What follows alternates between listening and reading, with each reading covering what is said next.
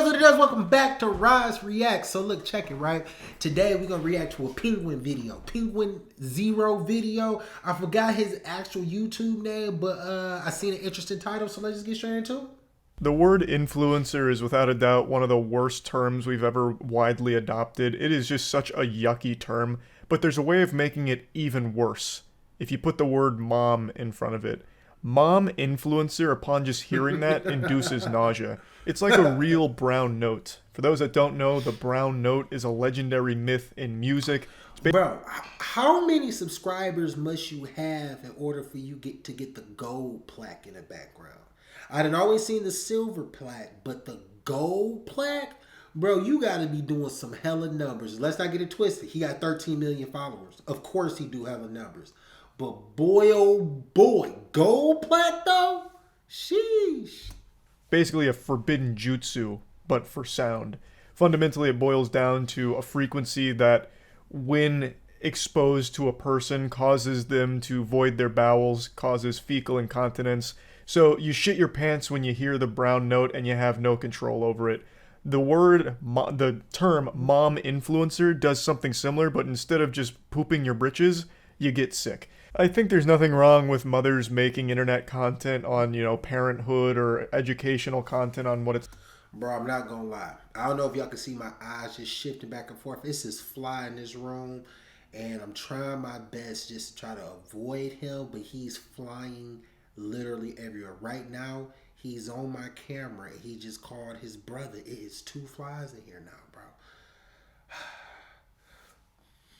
I got my little SWAT thing, but I'm not trying to knock my camera off. But you know what, these flies, you gotta smack them so damn hard. I missed them. Let me make sure. It's like to be a mom. That's all great. That's wholesome. But then there's a step too far into lunacy where you cross into the dark side of the force here. And that's mom influencers that use their children like props for them in their videos for their own online fame and clout. Yeah. I feel like those kind of parents don't care about their children at all. They're just living vicariously through them in order to fulfill something in their life that they were unable to do on their own. So now they use their children for that online, brownie point shit and attention. And that's what we're talking about today with one mom influencer in particular. Her name's Katie. And a couple of years ago, she made a viral video about how her children were nearly kidnapped outside of a Michael's. And boy, howdy, would you believe it? It turns out it was a load of baloney. She made it all up for internet clout. But this also came at the expense of 2 actual people here that she accused of being the ones to try and kidnap her kids. And she did report. I got him. Punk ass fly. It's one more. It to the police. So not only did she fabricate the story, she nearly had 2 innocent people fucked for life for this. So it is downright evil and degenerate. And now... I'm sorry, we gotta take it back by like 10 seconds. Let's do 15. Here that she accused of being the ones to try and kidnap her kids, and she did report it to the police. So not only did she fabricate the story, she nearly had 2 innocent people fucked for life for this. So it is downright evil and degenerate. And now, it's a few years later, she has been convicted for lying about this. Her sentencing is upcoming, but it's very nice to see justice finally being served. It's a little upsetting. Bro, I'm not gonna lie. I absolutely love when people get prosecuted for making false claims, bro. Because hopefully that will stop people just making random claims with no type of discipline behind it. You dig? So I'm glad that they actually went against her ass. Taken so long, but you know what? We're here. Now let's get you caught up on the story because it's a wild one. This morning, a popular social media influencer who falsely accused a couple of trying to kidnap her children, now convicted of lying about the whole ordeal. I actually switched from Chrome to Opera GX a while ago just because I was so tired of Chrome being the absurd resource hog that it is and performing terribly. Bro, this is so dope that my man's got his own ad on his own video. Bro, this dude is obviously a legend. He's a legend. I've never seen anybody put an ad of him on his own video. Bro, this is legendary status, bro. Monday of this week, my children were the targets of attempted kidnap. This is the face of a fib.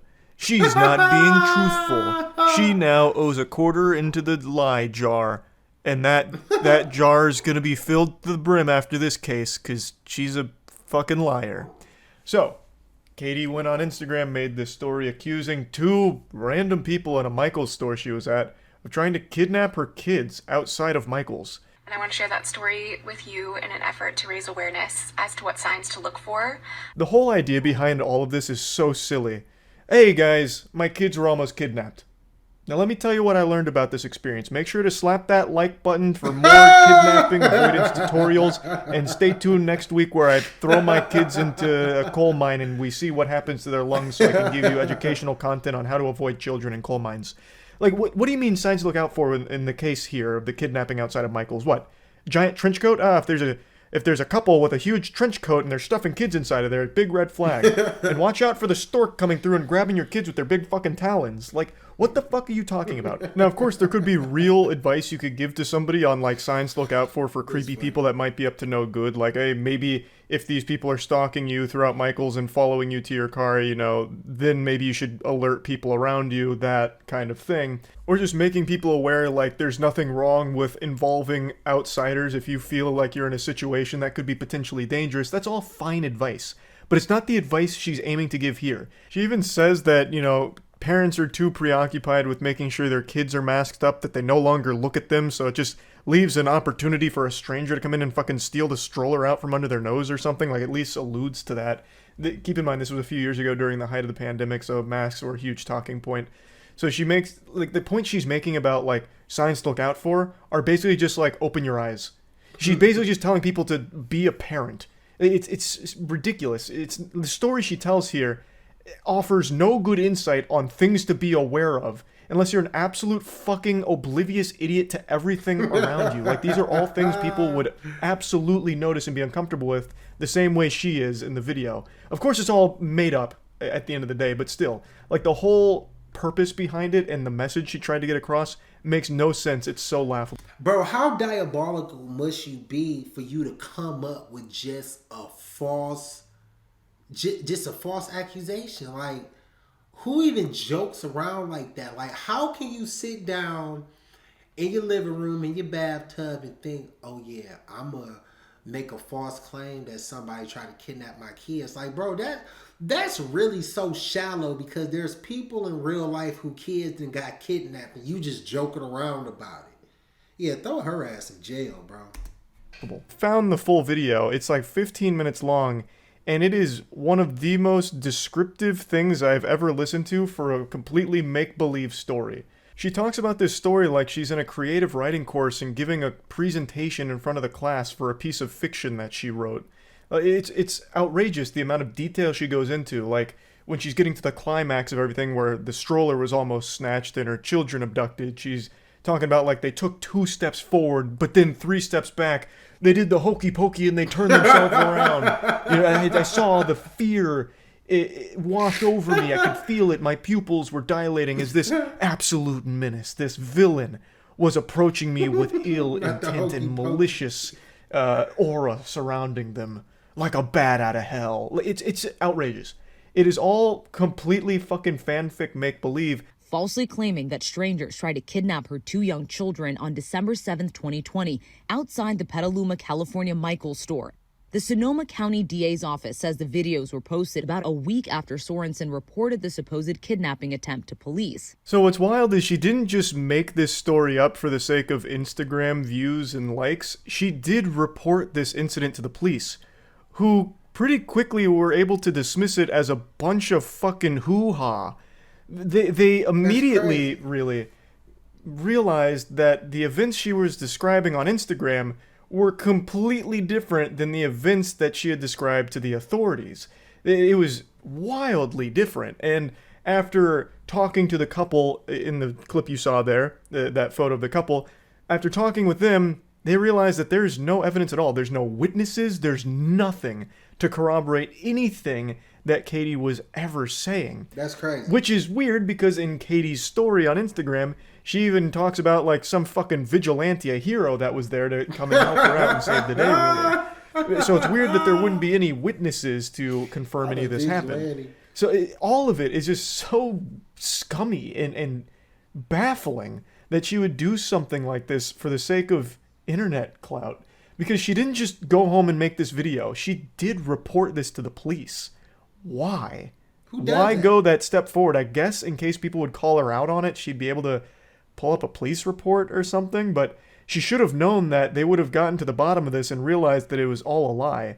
And reporting a false crime is a crime. You can't do that. You can't just knowingly make some shit up and then report it to authorities and then potentially ruin the lives of the people that you are falsely accusing. That's just downright evil. In the video, Sorensen described a number of details about the alleged incident that hadn't been disclosed to police. The accused couple, Sadie and Eddie Martinez, say they actually recognized themselves in this photo and came forward to deny Sorensen's claims. She wanted a stronger following. She was looking for, content for her fame and her income. That's crazy.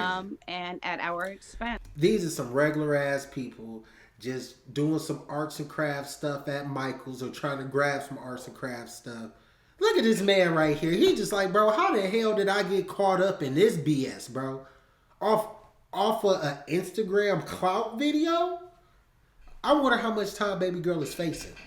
I think they're absolutely correct. I think the main motivator behind all of this was just that internet attention. A little fucking clout goblin was born on this day, and it did work for however brief a time. Katie did receive a lot of love, got a lot of new followers on Instagram, had a huge outpouring of just well wishes from the community for such a traumatic experience and her bravery for sharing it and all of that. And she did build a big following from all of this at their expense. But her house of cards has now come crumbling down clearly, and there were already signs that this was very fishy even a few years ago, where authorities were like, this is a bunch of mumbo jumbo. This isn't real. There's something goofy afoot here.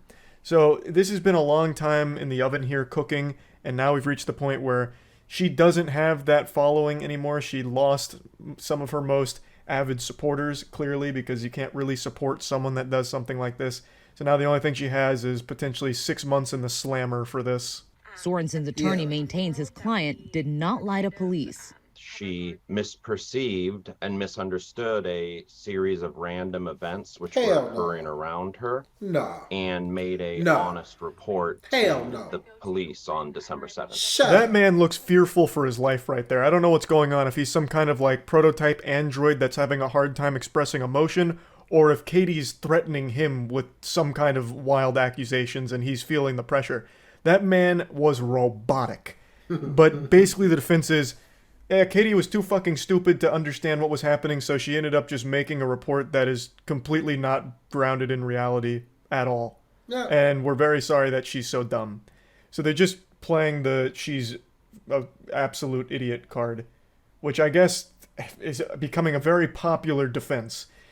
There's a difference between being stupid and being dangerously stupid. If you're the kind of person that's so fucking dumb that you start making false reports and accusing innocent people of heinous crimes, that's still not excusable. You can't just write it off as, they're just a quirky weirdo that's dumb. You can't do that. They still need to face punishment for that. So even if the guy here is correct in that she just misperceived everything, she still needs to be punished for falsely accusing this couple of things that just didn't happen. I agree. Her attorney adding that it was when Sorensen reviewed the evidence that she realized she was wrong. I don't think she had any understanding of how this would spread and the impact it would cause. But some legal experts say this verdict is about accountability. This is a woman who lied for clicks at the expense of a couple in California who wrongly accused them of a very serious crime. I agree. Katie does need to be held accountable for what she's done here. I personally think this wasn't just some like, oops-a-daisy, I'm so dumb moment. I misunderstood everything that happened and made up an entire story around it. Silly me. I really think this was a calculated content play where she knew a video like this would garner a lot of support. Because obviously, who doesn't want to rally behind a mother who went through a traumatic experience but came out okay and is using that as an opportunity to try and educate people in her community to be better prepared for scary things like that in the future. She probably knew that this video would go insano style on views and engagement, so she went for it. And man, what a terrible idea it was. I don't buy the whole narrative that she's just a bumbling fucking idiot who just misunderstood everything. I think that's a load of hogwash. So, yeah, I just wanted to talk about this story because it's a weird one. That's about it. Bro, well, first off, man, hopefully I ain't throw y'all off with me smashing that fly and sending him to the heaven's gate. But, bro, I like Penguin, man. Penguin is absolutely hilarious, bro. He's just like that quirky dude that just, he got so much dry humor, bro. And I feel like dry humor is one of the best humors, bro.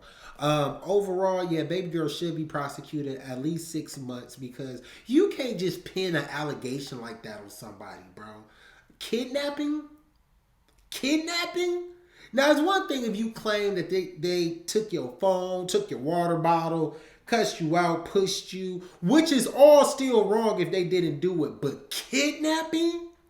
Bro, hell no. Yeah, she got to go to the slammer for that one, bro. I'm not feeling that. Look, with that being said, man, make sure y'all like, subscribe, drop a comment. Not the middle finger. What? That wasn't for y'all. Like, subscribe, drop a comment in the comment section below, man. I'm on y'all in a little bit, man. Peace.